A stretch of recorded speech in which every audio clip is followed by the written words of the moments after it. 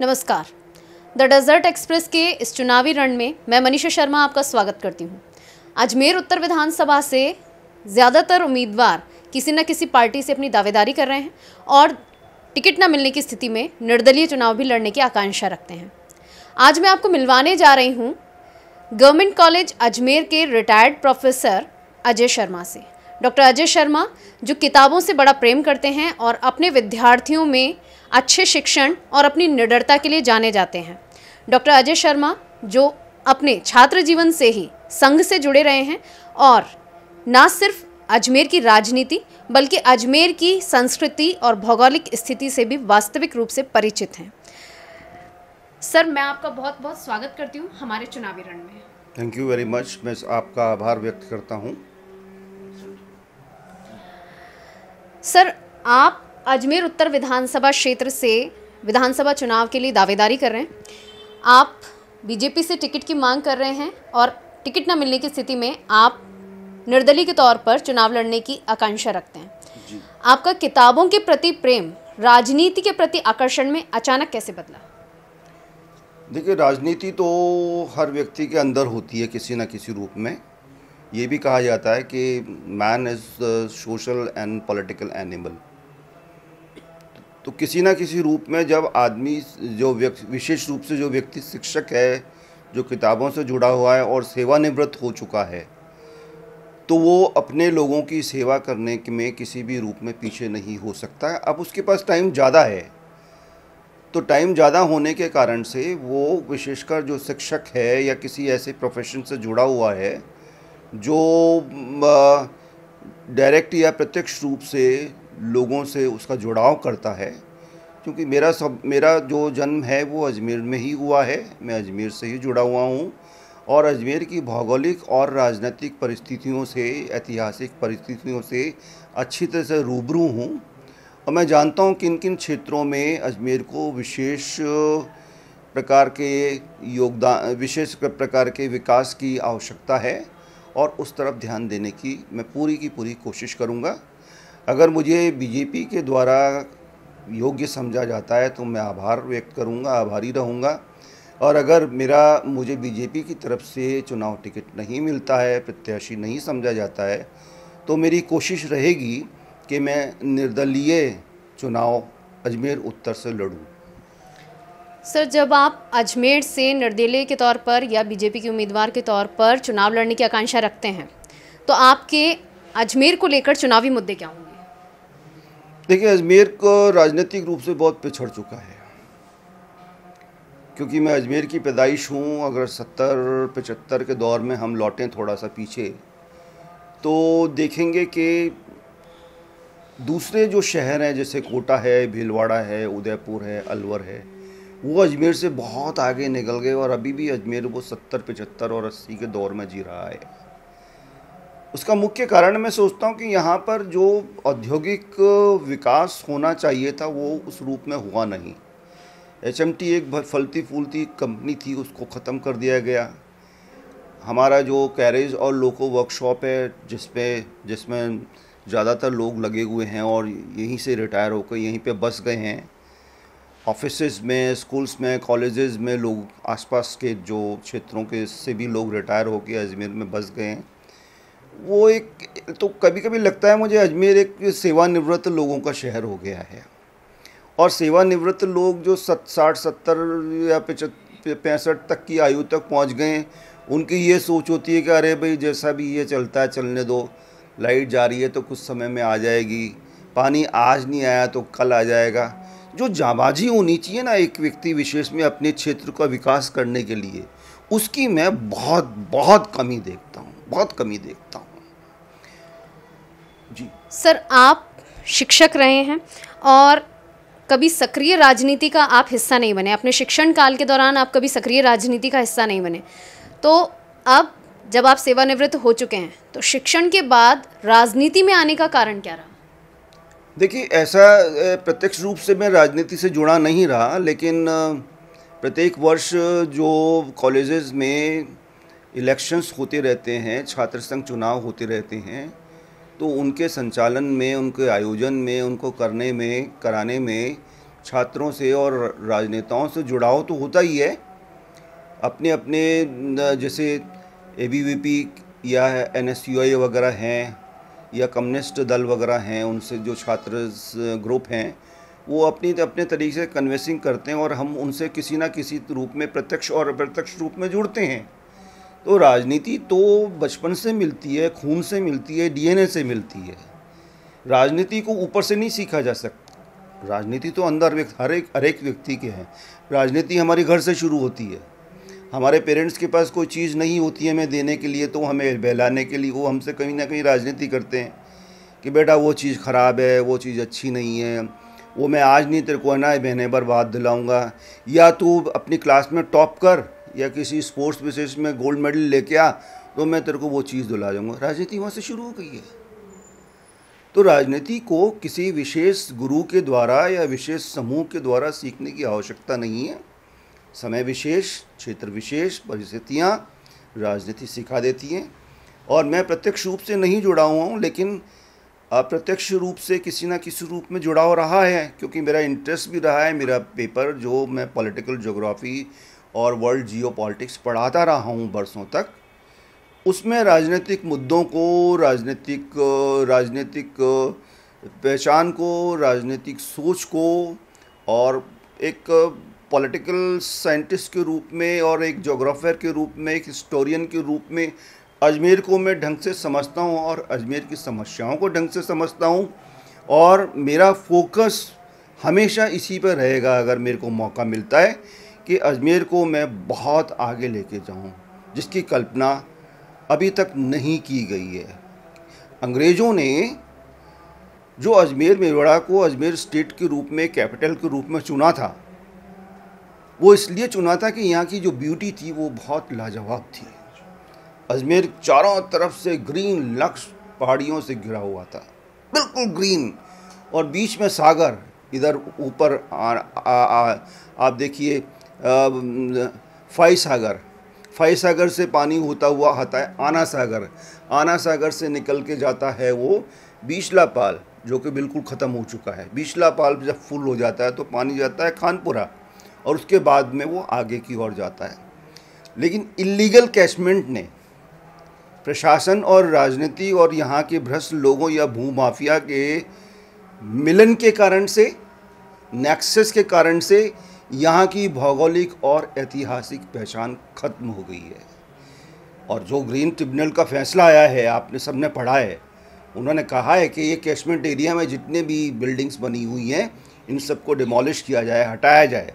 अगर मुझे मौका मिलता है तो पहला काम मैं यही करूँगा कि जितने ये भूमाफिया हैं जिन्होंने मेरे आना सागर को खा गए हैं, ये बेच के खा गए हैं, इनको नहीं रोका गया तो एक दिन वो होगा कि इस पूरे की पूरे आना सागर पे कॉलोनी बसी होंगी, मकान बने होंगे, और उस कॉलोनी का नाम होगा आना सागर कॉलोनी, जैसे बीसलापाल कॉलोनी हो गया है। तो कभी लोग आने वाले 40, 50, 60 साल में लोग कहा करेंगे, अरे भाई यहाँ पर एक झील हुआ करती थी, लेकिन अब वो झील है नहीं, हम लोग खा गए हैं। तो इंसान की आवश्यकता जो प्रकृति पूरी करती है, रोटी कपड़ा मकान और दूसरी चीज़ें, जब हम एक्सेस मांगने की कोशिश करते हैं, अपनी नीड को ग्रीड में बदल देते हैं, अपनी आवश्यकता को स्वार्थ में बदल देते हैं, तो निश्चित मान के चलिए कि समाज का पतन होना जरूरी। आपने भी एक बात कही कि एनजीटी के निर्णय को लेकर अभी आपने अपना जो बयान दिया है, इस पर पूर्व सभापति सुरेंद्र सिंह शेखावत भी अपना बयान दे चुके हैं कि अगर वो 7 वंडर्स पार्क और ये जो चौपाटी है इसको तोड़वाने में सक्सेसफुल नहीं हुए तो वो राजनीति छोड़ देंगे। तो आप उनके बयान से कितना इत्तेफाक रखते हैं? मैं तो सिर्फ इन दो चीज़ों की बात नहीं कर रहा हूँ। मैं तो ये गौरव पथ के आसपास जितना भी जो एरिया बना हुआ है, पूरा का पूरा रीजनल कॉलेज के सामने की ओर, इसको हटाने की बात करता हूँ। क्योंकि जब मैं 4वीं 5वीं में था, मुझे पता है कि ये आना सागर का कैचमेंट एरिया रीजनल कॉलेज तक जाता था, बिल्कुल खाली था और पूरा बहुत दूसरा किनारा नहीं दिखता था आपको। आज आप इधर खड़े हैं तो सामने वाले किनारे पे खड़े हुए आदमी को आप हाथ दिखा सकते हैं। तो इतनी बड़ी झील को हमने इतने से तालाब में कन्वर्ट कर दिया है। उसको नाला बना दिया है और आसपास के जितने भी सीवरेज सिस्टम है वो आके इस नाले में मिल रहे हैं और लोग बाग आते हैं, यहाँ का पानी पीते हैं, कुछ लोग यहाँ पर नहाते धोते हैं। उनसे मैं कहूँगा कि इस गंदे पानी में ना नहाएं, इस गंदे पानी का उपयोग ना करें। ये कई प्रकार की बीमारियों की जड़ है। तो सबसे पहले मैं काम ये करूँगा, मैं अजमेर के इन जलाशयों को बचाऊँगा और जो प्राचीन जलाशय हैं जैसे बावड़ियाँ वगैरह हैं, कुएँ वगैरह हैं, उनको जीवित करने का प्रयास करूँगा, क्योंकि जल ही जीवन है। आप एक शिक्षाविद हैं, भूगोलवेत्ता रहे हैं। आपने अजमेर की प्रकृति को, यहाँ की भौगोलिक स्थिति को, यहाँ के परिवेश को बहुत नज़दीक से देखा है, जाना है, क्योंकि अजमेर आपकी कर्मस्थली और जन्मस्थली दोनों रहा है। आप अब जब आज के समय में आप अजमेर की राजनीति को देखते हैं, तो पहले जब आपका समय था तब और आज के समय में जब आप अंतर करने बैठते हैं, तुलना करने बैठते हैं, तो आपको क्या अंतर नज़र आता है? कोई विशेष अंतर नज़र नहीं आता। अजमेर को बड़े बड़े नेता मिले, ऐसे नेता मिले जो 5-5 साल सांसद रहे, ऐसे नेता मिले जो 4-4 साल एमएलए कंटिन्यू रहे, निरंतर रहे और 2-2 साल 2-2 बार उनको मंत्री बनने का भी सौभाग्य प्राप्त हुआ। उन्होंने निश्चित रूप से अपनी तरफ से विकास के प्रयास किए होंगे, मैं ये नहीं कहता हूँ कि नहीं किए होंगे, लेकिन जिस तरह से एक होना चाहिए था अजमेर का सिस्टमेटिक विकास, वो नहीं कर पाए वो लोग और इसका मुझे दुख है। क्योंकि सत्ता हाथ में होने के बावजूद भी, पावर हाथ में होने के बाद भी, मंत्री मंडल या मंत्री का पद आपके पास में होने के बावजूद भी अगर अजमेर पिछड़ जाता है तो अजमेर की जनता दोषी नहीं है, ये जिनको हमने वोट दिया था वो दोषी हैं। यहाँ पर 4 बार का कार्यकाल विधायक वासुदेव देवनानी का रहा है। अजमेर उत्तर विधानसभा क्षेत्र से 2 बार के कार्यकाल में वो मंत्री भी रहे हैं। लेकिन अब जब अजमेर की बदहाली की बात आती है तो पार्टी की तरफ से पहला स्टेटमेंट यही दिया जाता है कि जब बीजेपी की सरकार थी तो हमने विकास कार्य कराए, लेकिन जब कांग्रेस की सरकार आई विधायकों को विकास कार्य करवाने ही नहीं दिए गए। आप इस बात से कितना इत्तेफाक रखते हैं? मैं इससे सहमत नहीं हूँ, किसी भी रूप में सहमत नहीं हूँ। क्योंकि आदमी में जील हो, उत्साह हो, तो वो 5 के 5 साल जब वो पक्ष में हो विपक्ष में हो जनता से जुड़ता है। अक्सर देखा ये गया है कि शुरू के समय में जब वोट लेने होते हैं तब, और जब नेक्स्ट इलेक्शन होने होते हैं उससे पहले ये जनता से जुड़ाव रखने का प्रयास करते हैं, बनाने का प्रयास करते हैं। उसके बाद बीच का जो 4 साल का पीरियड होता है, 4 साढ़े साल का पीरियड होता है, उसमें जनता से कट हो लेते हैं और इस कट का मैं सबसे बड़ा विरोध करता हूँ। और इसमें किसी ना किसी रूप में जनता भी जिम्मेवार है कि क्यों नहीं पकड़ती है दूसरे इलेक्शन पे इन लोगों के कॉलर को, क्यों नहीं पूछती है कि 5 साल में तूने 2 काम बता जो हमारे क्षेत्र में विकास के लिए किए, क्यों नहीं इनकी गुद्दी पकड़ के सड़क पे लेके आती, बता तूने ये क्या किया है 5 साल में, 2-3 काम बता जो तूने अजमेर शहर या मेरे क्षेत्र विशेष के विकास के लिए किया। देखिए, अब गांधी जी का सम्मान करते हैं हम, गांधी जी हमारे राष्ट्रपिता हैं, लेकिन अब गांधीवादी सोच शांति की, ठीक है शांति बहुत ज़रूरी है, मानता हूँ, अहिंसा भी बहुत ज़रूरी है, लेकिन अति शांति और अति अहिंसा मनुष्य को कायर बना देती है। अब ऐसे जाबाज सिपाहियों की ज़रूरत है राजनीति में जो खुद खड़े होकर चुटकियों में काम कराएं। कैसे काम नहीं करेगा कलेक्टर, कैसे काम नहीं करेगा एसडीएम, कैसे काम नहीं करेगा एसपी, मैं खड़ा हूँ, काम कर तू, तेरे साथ खड़ा हूँ मैं पूरी रात, जहाँ पर भी जिस भी स्थान पे प्रॉब्लम होगी मैं आऊँगा और पूरा प्रशासन, पूरा पुलिस, पूरा लापता मेरे साथ में जुड़ा होगा, मैं खड़ा होऊंगा वहाँ पर।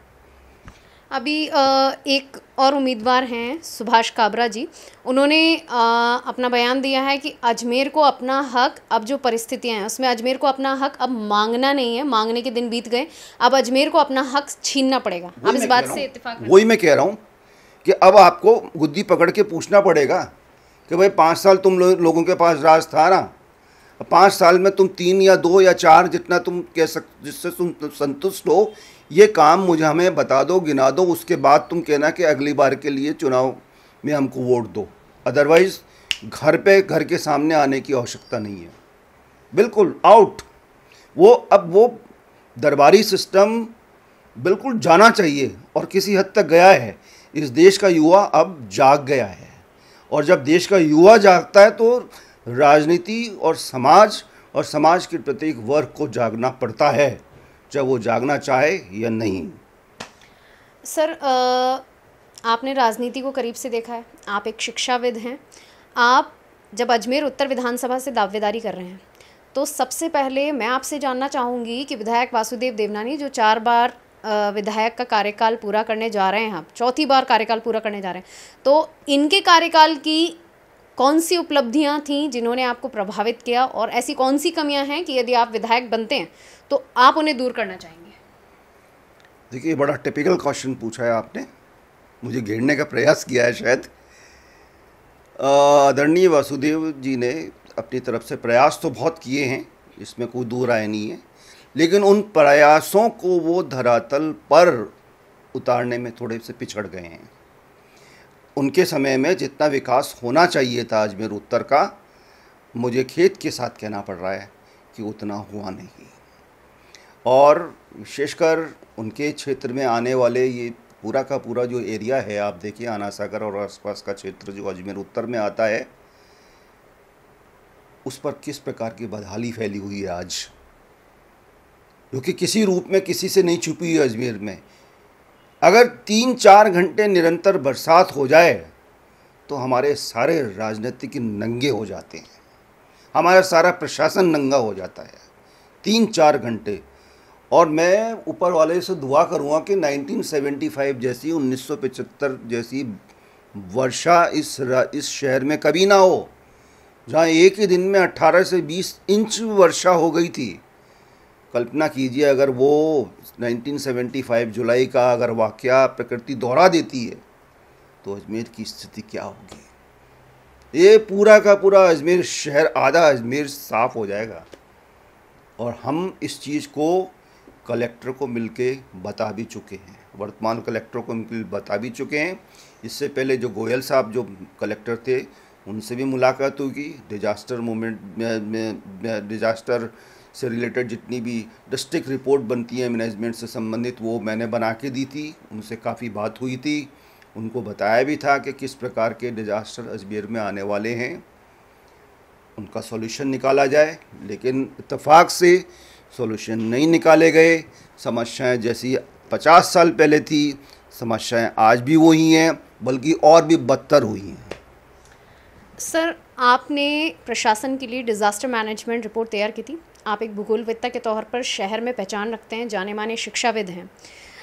तब की स्थिति और अब की स्थिति में क्या अंतर है, और आपको कहीं ना कहीं क्या आपको ऐसा लगता है कि जो शिक्षाविदों द्वारा प्रशासन को सलाह दी जाती है शहर के विकास के लिए, शहर की प्रगति के लिए, क्या प्रशासन उन्हें सीरियसली लेता है, गंभीरता से लेता है, या उन्हें इसी तरह से नज़रअंदाज कर दिया जाता है? मैं आपके सवाल पर आने से पहले एक छोटी सी बात कहना चाहूँगा जो आम जनता तक शहर की पहुँचे, कि 1956 तक ये शहर यूनियन टेरिटरी था और इस शहर के पास बहुत कुछ था, और हमें ये सपना दिखाया गया था कि अजमेर शहर को राजस्थान की राजधानी बनाने का एक प्रयास शुरू किया गया था उस समय के राजनेताओं द्वारा। तो पहला धोखा जो अजमेर के साथ हुआ वो 1956 में, 1956 में हुआ। ये बताया कि अजमेर का विकास करना है, इसको राजधानी बनाना है, वो राजधानी नहीं बनाई गई।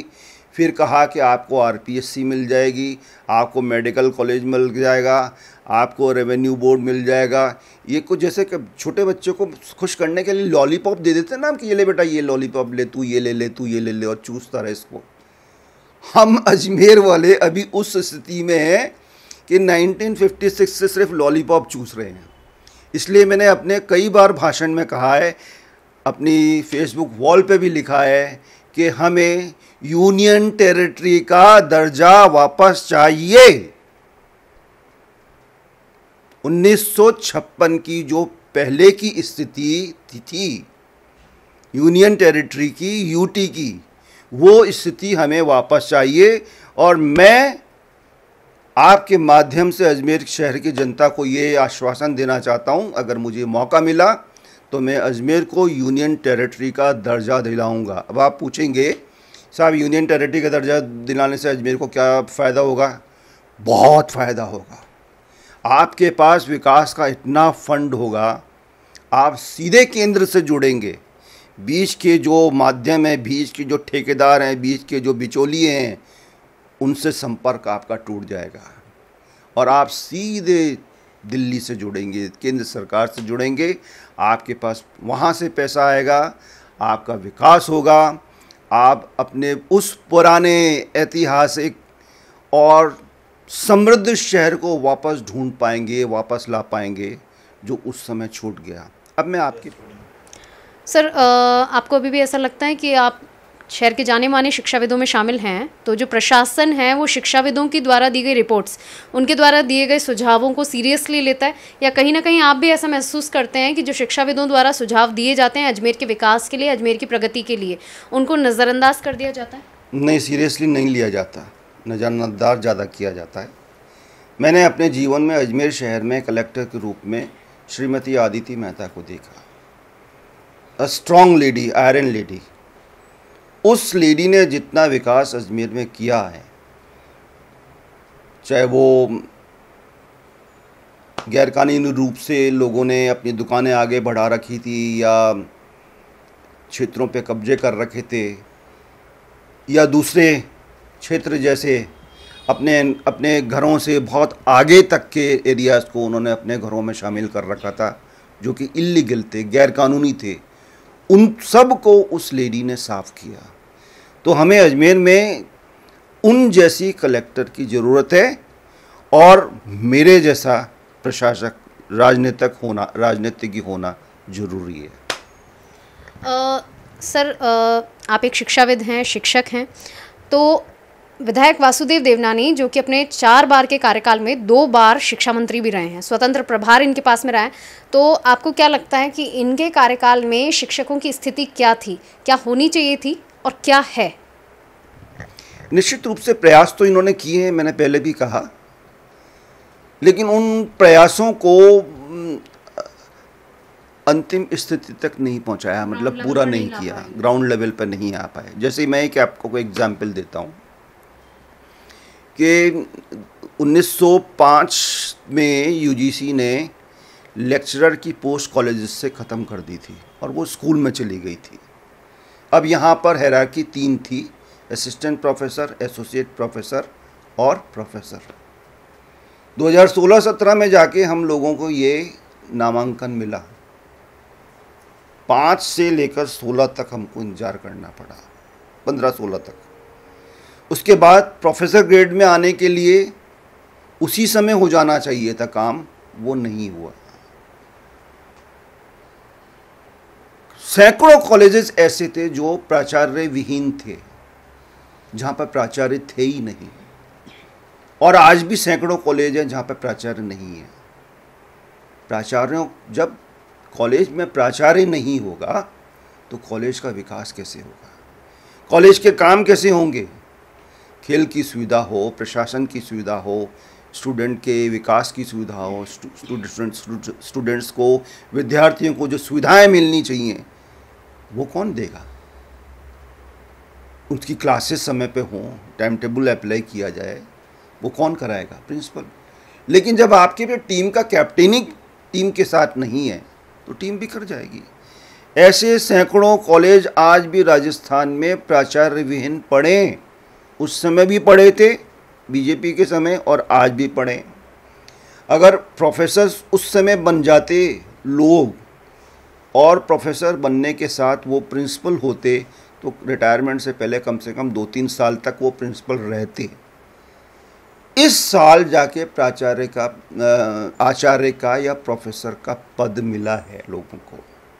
एसोसिएट ही चल रहे थे, सहायक ही, सह आचार्य ही चल रहे थे, इस साल जाकर मिला है। मतलब जो काम 2014 में हो जाना चाहिए था वो 2023 में हुआ है। जब राजनीति इस प्रकार से शिक्षकों को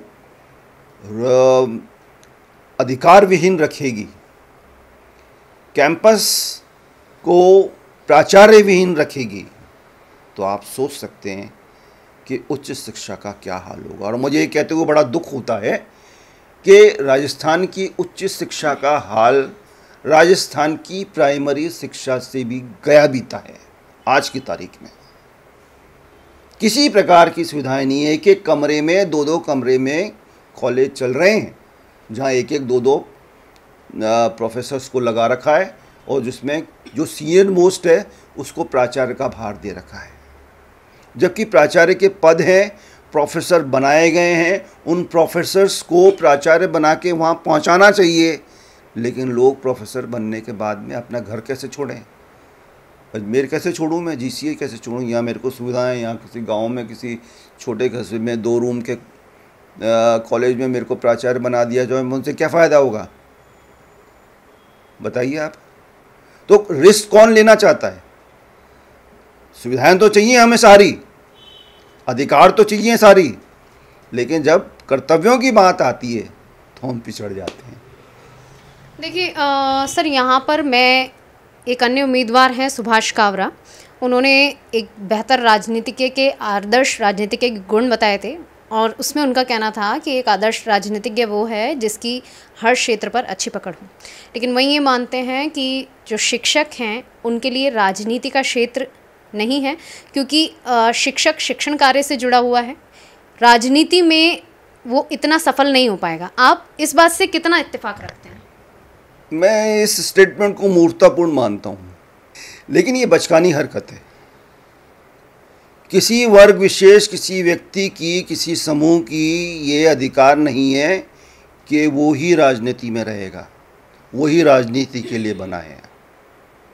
कोई भी व्यक्ति देश का, कोई भी व्यक्ति, चाहे वो सड़क पर बैठा भिखारी हो, चाहे वो सड़क पर बैठा चाय बनाने वाला हो, और चाय बनाने वाला तो हमारा अभी इस समय प्रधानमंत्री है, वो राजनीति से जुड़ सकता है।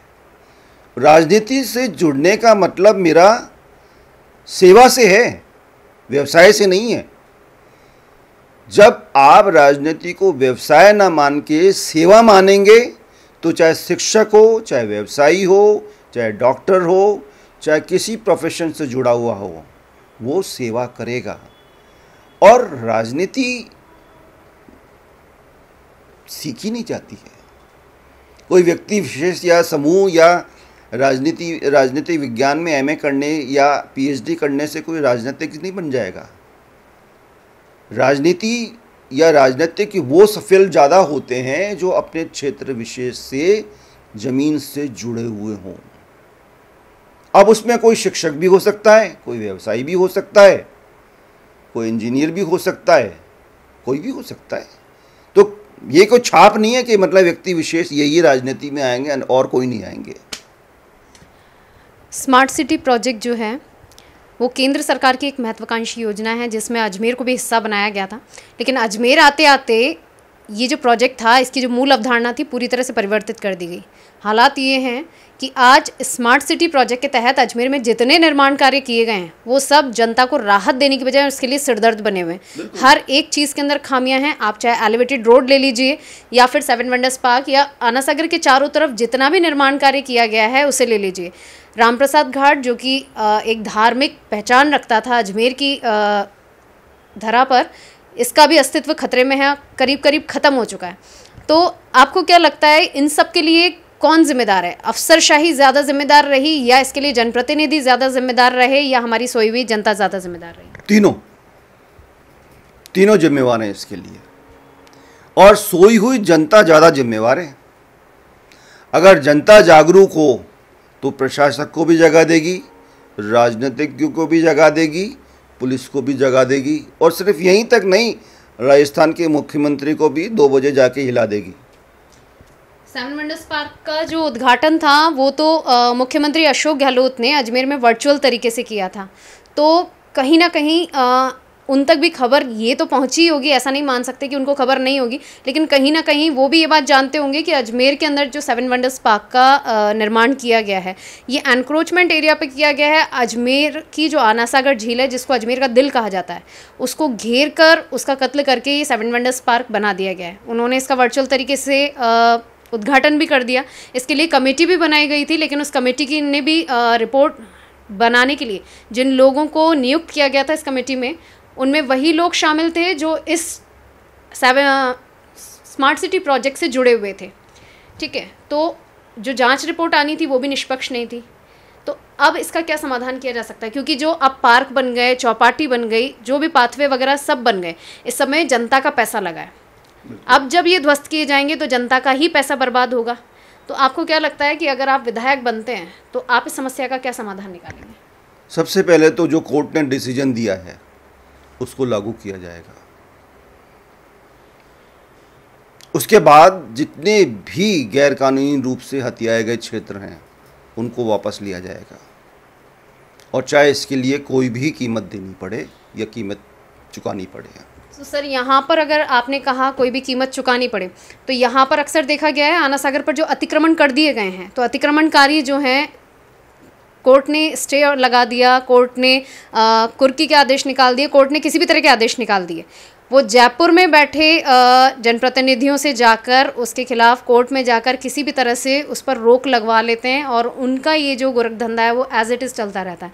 वो किसी भी तरह से अपनी दुकान तो बंद होने नहीं देंगे। तो आप इन पर लगाम कसने के लिए फिर क्या करेंगे? मैं जनता को जागरूक करूँगा, मैं जनता के बीच में जाऊँगा। जनता में जो विशेषकर युवा वर्ग है और जो युवा वर्ग से थोड़ा आगे पहुँच चुका है, जो समझदार हो चुका है ज़्यादा, उन तक जाऊंगा, उनको जागरूक करूंगा, उनकी आवाज़ को बुलंद करूंगा। और जब जनता की आवाज़ होती है बुलंद, चाहे अजमेर हो, चाहे जयपुर हो, चाहे दिल्ली हो, वो सबको हिला देती है। तो मतलब आप जो 20 साल से विधायक देवनानी का कार्यकाल चला आ रहा है, आप इसको अपनी नज़र में एक फेलियर के तौर पर मानते हैं?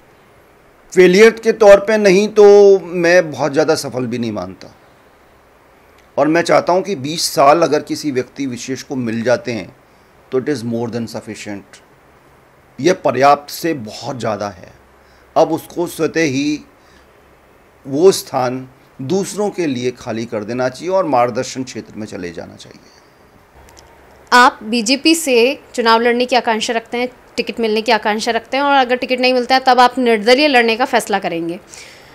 बीजेपी जिस पार्टी से आप जुड़ना चाहते हैं या जुड़े हुए हैं, बीजेपी पर भगवा हिंदुत्व को बढ़ावा देने का अक्सर आरोप लगता रहता है कि बीजेपी के शासनकाल में सिर्फ हिंदुत्व को बढ़ावा मिलता है, हिंदुओं को ज़्यादा बढ़ावा मिल रहा है, और बीजेपी के कार्यकाल के अंदर मुस्लिम कम्युनिटी जो है वो खतरे में है। ऐसा कहा जाता है मुस्लिम समाज खतरे में है, मुस्लिमों के खिलाफ काफ़ी अत्याचार किए जा रहे हैं, अल्पसंख्यकों को दबाया जा रहा है।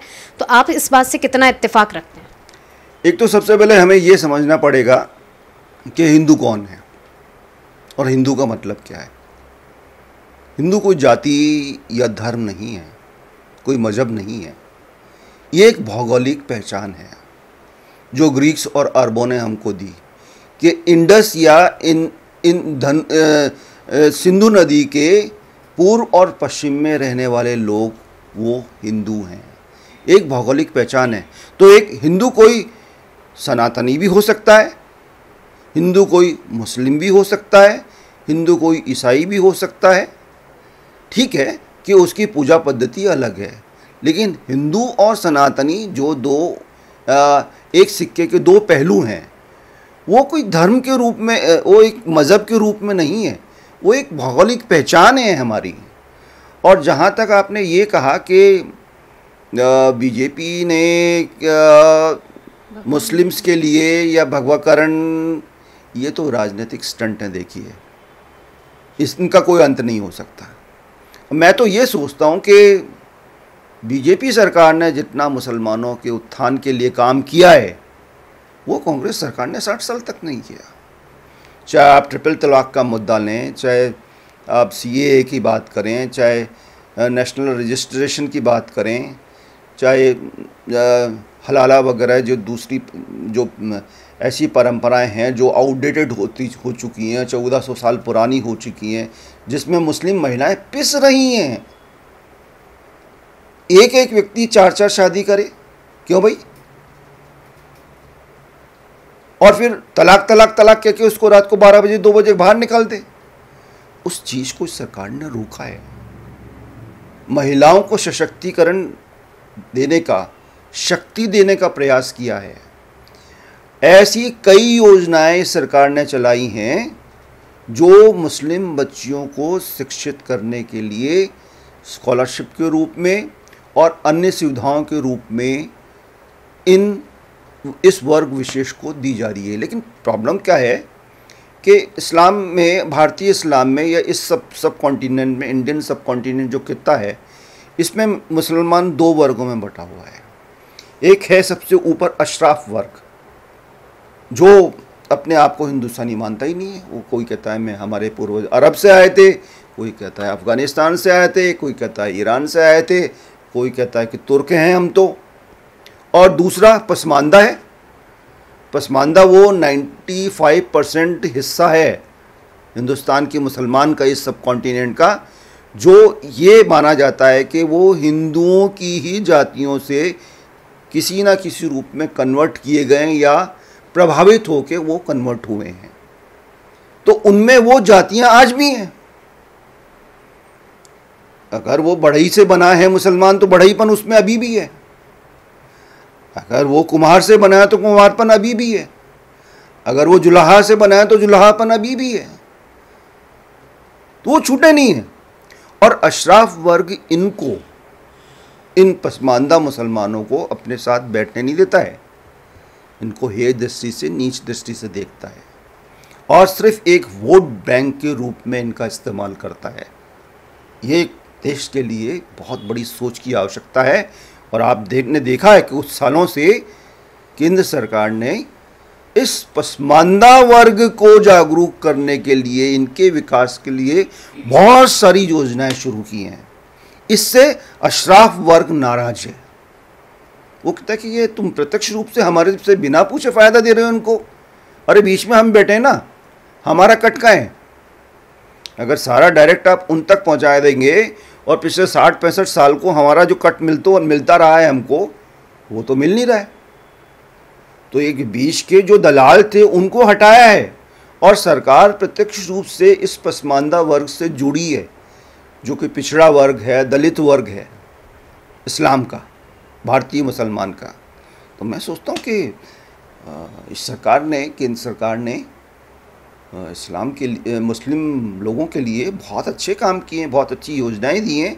और समझदार और पढ़े लिखे मुसलमान जो मेरे मित्र हैं, वो इन सब चीज़ों की तारीफ भी करते हैं।